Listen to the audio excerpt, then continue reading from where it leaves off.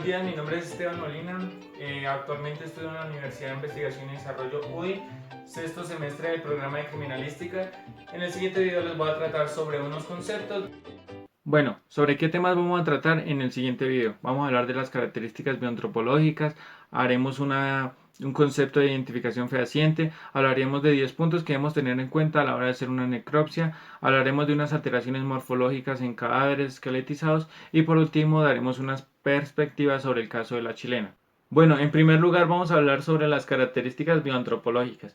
Entonces, tenemos la edad, que la edad está en cronológica y biológica.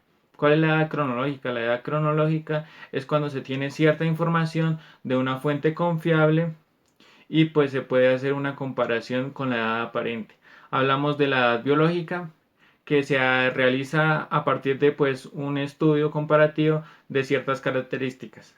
Hablamos también del sexo que se hace mediante una observación directamente pues a los genitales para poder identificar si es mujer o es hombre. Entonces, siguiente sigue la talla, que lo podemos diferenciar en dos aspectos, que es estatura y peso.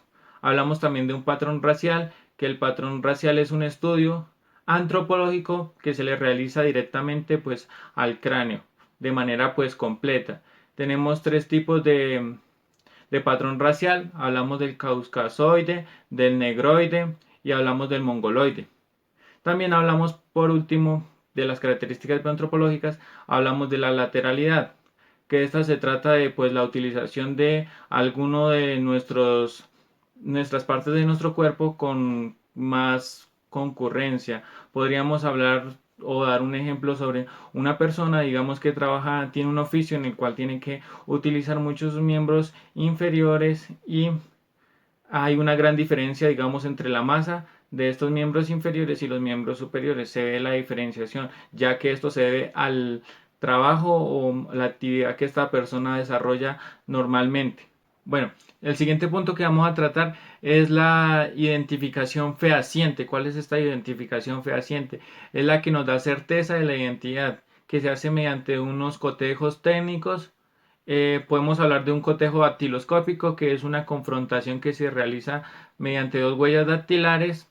Hablamos sobre un cotejo odontológico, que es por medio de una carta dental o diferentes tratamientos.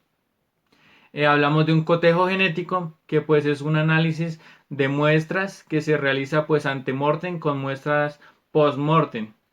Hablamos de un cotejo radiológico, que pues es la comparación de rasgos sobre radiografías y diferente material de este tipo. Hablamos de la osteosíntesis, que son como los hallazgos que se encuentran en el cadáver pues de un material médico, como pueden ser prótesis que tienen diferentes tipos de cereales en el cual podemos también identificar.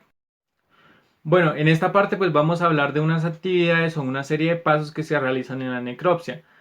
Primeramente pues hablamos de examinar detalladamente y pues registrar el protocolo de datos pertinentes relacionados pues con las prendas de vestir y las pertenencias de este cadáver. Número 2. Se hace una toma de fotografías de filiación. Estas fotografías deben incluir señales particulares y las prendas del cadáver. Número 3. En cadáveres con rasgos alterados es de gran importancia el tipo de fotografías generales del cadáver. Puede ser la de dentadura o la línea de la sonrisa, entre otro tipo de fotografías. Cuarto, hablamos de examinar, fotografiar y escribir las características que se pueden presentar como el sexo, la edad y la estatura, entre otras. Quinto, examinar y registrar la presencia o la ausencia de diferentes señales particulares como tal. Sexto, se debe verificar que se tome la necrodactilia o que se haga una recuperación como tal de pulpejos. Séptimo, se debe examinar detalladamente y registrar los hallazgos en la cavidad oral y en la dentadura como tal. Octavo, se debe preservar muestras biológicas para el cotejo genético. ¿Cuáles muestras podemos hablar en este aspecto? Podemos hablar de la orina, de la sangre, de los tejidos, de las células y pues otro tipo de muestras biológicas. Noveno, esta la realizamos si tenemos o disponemos del recurso. Es una toma de radiografías. Por ejemplo, podemos hablar de un carpograma o de una radiografía hecha a una clavícula. Bueno, vamos a hablar de la décima y última actividad sobre la necropsia que vamos a tratar en este video. En esta, cuantas veces sea necesario, se debe consultar con los peritos de otras disciplinas como dactiloscopia, antropología, esto según el caso que estemos llevando. Alteraciones morfológicas. Hablamos de las alteraciones morfológicas en cadáveres esqueletizados. Estas se dividen en cuatro grandes grupos, que están primero las vitales o perimortem, que se denomina como tal a un trauma de tipo perimortem que ocurre alrededor de la muerte, de modo que el individuo afectado sobrevive a un evento de tiempo apenas corto, puede ser entre horas o puede ser en minutos. Hablamos de las antemorte, que estas son lesiones óseas antemortem, son muy importantes. ¿Por qué? En el proceso de identificación permiten ya realizar cotejos con fines de identificación. Esta también se hace por medio de unas características que nos brinda los familiares de la persona desaparecida. Y hablamos que si un trauma es ocasionado semanas antes de la muerte, el hueso afectado mostrará unos signos de reacción ósea que la podemos observar microscópicamente. Postmortem. En las postmortem podemos hablar que equivalen a algunas modificaciones óseas realizadas después de que ha ocurrido el deceso de cierta persona.